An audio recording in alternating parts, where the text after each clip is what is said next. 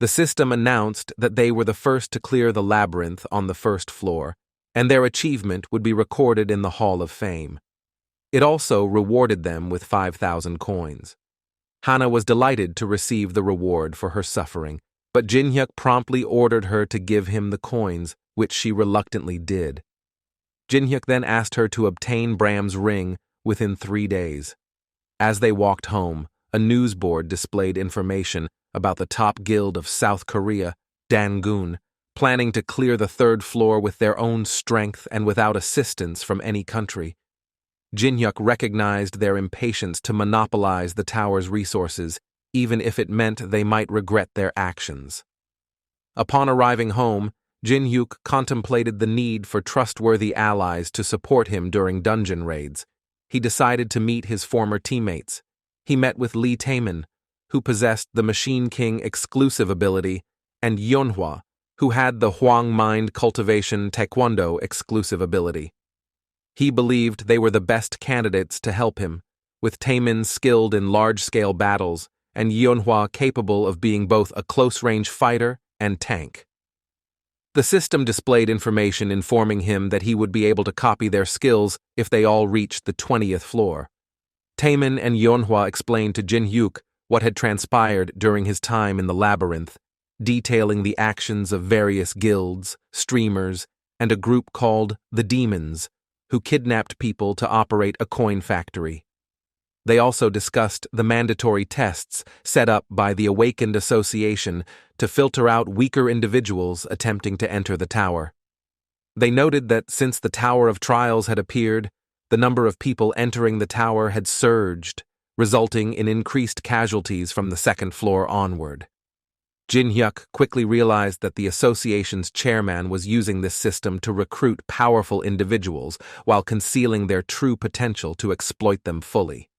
With this knowledge, Jinhyuk planned to exploit the system as much as possible. He arrived at the association building, where he learned about the division of ranks from F to S. These ranks determined the individual's movement within the tower. Jinhyuk and his friends waited for their turn to take the test. While they waited, someone ordered Jinhyuk to move out of the way, but he questioned why he should. Suddenly, Park Hajin, Hana's brother and a prominent member of the Black Crow Guild, Kim Gi-tae, confronted him. Hajin considered himself significant, and Jinhyuk decided to use his Eye of Truth skill on Hajin to assess his abilities. He learned that he could copy one of Hajin's skills if Hajin reached maximum hostility toward him.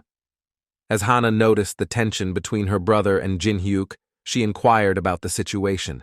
Hajin pointed at Jinhyuk, trying to explain, which prompted Hana to recognize Jinhyuk. As she looked at him, Jinhyuk grabbed Hajin's outstretched finger and promptly broke it, causing a stir in the crowd. Jinhyuk broke Hajin's finger without any sign of concern for his pain.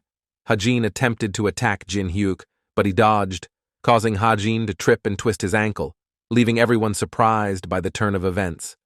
Hana, upon seeing Jinhyuk, was shocked that he was present at the scene. Kim Gi-tae, Hajin's companion, tried to intervene and asked Jinhyuk to stop. However, Jinhyuk activated his Eye of Truth skill, which he couldn't use on Kim Gi-tae due to their level difference. Jinhyuk questioned if Kim Gi-tae was Hajin's babysitter, and Kim Gi-tae reluctantly acknowledged that he had no choice because Hajin had some usefulness. Jinhyuk then brought up the Korean ginseng trade with China and its side effects, which surprised Kim Gi-tae and the onlookers. When Jinhyuk mentioned the Korean ginseng side effects and the need for Mandragora to counteract them, he proposed a deal to Kim Gi-tae. He would reveal the Mandragora's location in exchange for access to monopolized dungeons. Kim Gi-tae reluctantly agreed. This infuriated Hajin, who reached his maximum level of anger. Kim Gi-tae choked Hajin for provoking Jinhyuk, unwittingly giving Jinhyuk a chance to copy one of Hajin's skills. Jinhyuk chose the shallow breathing skill, which allowed the user to control their breathing and heartbeat rate. Jinhyuk proceeded to take the test necessary for climbing the tower, where the instructor explained that he needed to strike a magic stone to determine his rank. Jinhyuk selected a mid-grade magic stone, a more challenging option compared to the low-grade stones, and cleanly sliced it in half with his dagger. The instructor was astonished, as he had never seen someone break a stone in this manner. Jinhyuk's rank was placed in the S rank, but he asked the instructor to wait a week before reporting it to superiors, as agreed. Hannah provided Jinhyuk with Bram's ring, and he went on to face the second test, clearing a previously uncompleted dungeon known as the Hall of the Depraved. Jinhyuk temporarily held an F rank and registered as a porter to enter the ruins. The mission ahead was straightforward: defeat the boss monster in the deepest part of the ruins and reclaim the throne.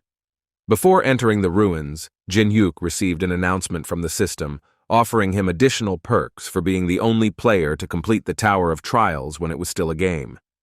These bonuses included a boost of +10 stats and luck, an adaptive stat known as Cold Heart, which enabled him to remain composed during critical, intense moments, and a passive skill called Monopoly, ensuring the best possible loot when clearing dungeons solo.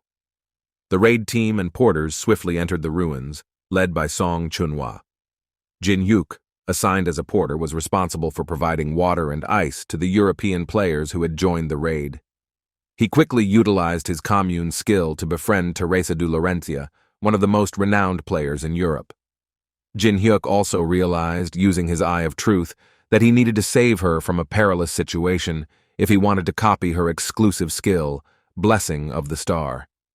However, their mission took an unexpected turn when they received notice that the ruins were aware of the raid's presence and would release the Guardians within 10 minutes. Despite the impending danger, their leader chose to stand their ground and fight instead of retreating, and the entire group prepared to face the Guardians.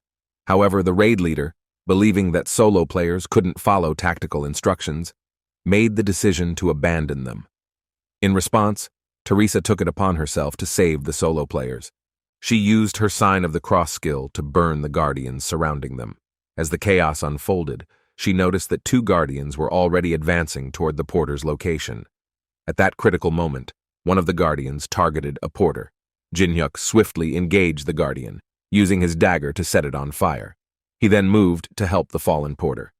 However, Teresa, seeing Jinhyuk holding his dagger, misunderstood the situation and thought he might be the reason the Guardians were alerted to their raid. Teresa confronted Jinhyuk, claiming she would arrest him and attempting to attack him. Jinhyuk's agility allowed him to dodge her blows, and he managed to pin her down. With his dagger pointed at her, he clarified that she had misunderstood the situation. The porter quickly intervened and explained that Jinhyuk had, in fact, saved him. Realizing her mistake, Teresa apologized. She then asked Jinhyuk why he had hidden his identity if he possessed such strength. Jinhyuk simply alluded to her secret quest and expressed his need for something from the same location. He explained that he knew how to clear the dungeon and extended an invitation to Teresa to join him in completing their secret quests. Teresa agreed to join forces with Jinhyuk, and together they set off to locate the item within the ruins. Upon reaching their destination, Jinhyuk and Teresa discovered that the area was protected by a magic barrier and swarming with undead monsters. Jinhyuk swiftly explained his plan to Teresa and outlined their course of action. Following his instructions, Teresa leaped into the midst of the undead horde and activated her Song of the Warrior skill, which boosted her stats by 3 for the next 10 minutes.